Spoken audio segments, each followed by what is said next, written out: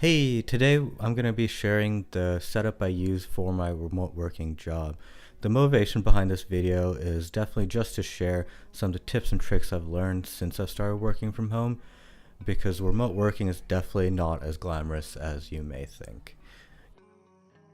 Having a really good setup which you enjoy can make your life way easier. So a little bit about me. I've been working for a software consulting company for the past year or so, and I'm not super sad and depressed, so that's way better than a lot of people who work remotely. I definitely haven't mastered the game yet, but we're getting really close. One of the biggest pros I've found is the flexibility of remote working in terms of time and where you are, but the cons are that if you have a chip in your self-discipline, your life will fall apart. I'm not the kind of person who goes to Starbucks and wastes a ton of time trying to find a good place to work, because my main goal is to get in and get out as fast as possible. So the goals for my workspace are actually that I can get my work done, I can game, and I can do all my personal projects. So flexibility in the smallest amount of space is definitely the goal. As I mentioned, the goal of the workspace is to make it as modular and as productive as possible. So each thing here has been thought out, and there's definitely a reason why I haven't gone more fancy. It's definitely not a money thing, but it's a focus problem, where if my goal is to get into work and out of work as quickly as possible, so as much time to do other things, you have to make quite a few sacrifices.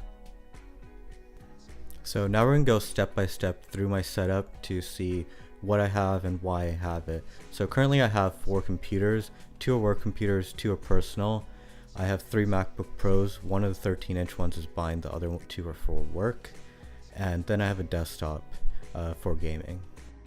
A lot of people nowadays gravitate towards the 2 or 3 screen setups, but I always seem to work better with one. I've done the 2 and 3 screen setups, but the amount of focus I can get with one screen just can't be matched.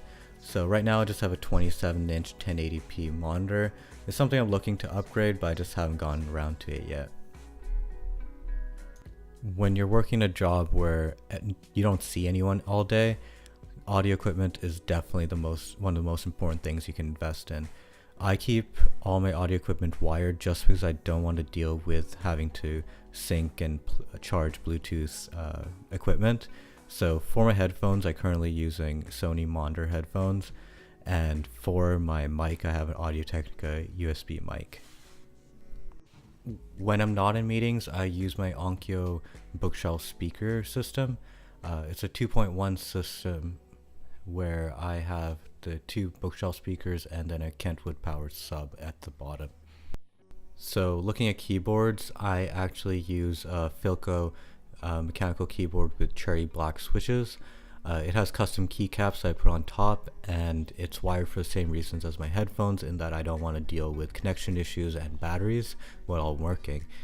I've also found that the mechanical keyboard switches have less fatigue on my fingers when I'm using them, and it's always important to use a keyboard and mouse separate from your laptop, because carpal tunnel is definitely a real thing. I've had to get bad enough to where my hands started sleeping while I'm doing cooking and doing other things.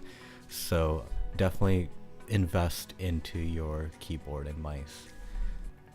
So for my mouse, currently I'm using a Logitech G9X. The G9X is a discontinued model from Logitech, but I really enjoy it because it's a very small and heavy mouse, and I've been using it for years. It's wired just like my keyboard and headphones for exactly the same reasons, where I don't want to deal with connection issues or battery issues while I'm working. My general guide for networking equipment is just buy as good as you can afford. Currently I have a Linksys router and a Netgear modem. The router costs around $200 and the modem's around $130, but having bad internet access while you're working remotely is just about the worst thing you could possibly do. So for my desk, I use a simple glass desk. For the chair, I actually have a Herman Miller Aeron. This chair retails for over $1,000, but I just got it used for like $350, and that's the best thing to do with these, because then you can just fix them as you go. For example, I got some new wheels like a month ago for $120, and it's works perfectly. Currently for my phone, I'm using a Nexus 6P. It doesn't really matter what you use. I got this one because it's easy to buy outright and my company pays for it. So the final thing I'm going to mention today is the environment.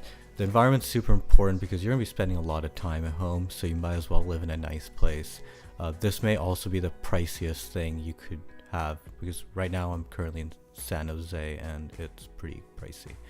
So things to improve, I'm probably going to upgrade my screen to a 32-inch 4K and also get rid of the wire nest at the bottom of my desk and maybe get a larger desk which isn't glass. I have a problem with glass desks that they get dirty really quickly. So if you enjoyed this video, let me know, and if you have any tips on how you work remotely, make sure to leave in the comments. Thanks so much.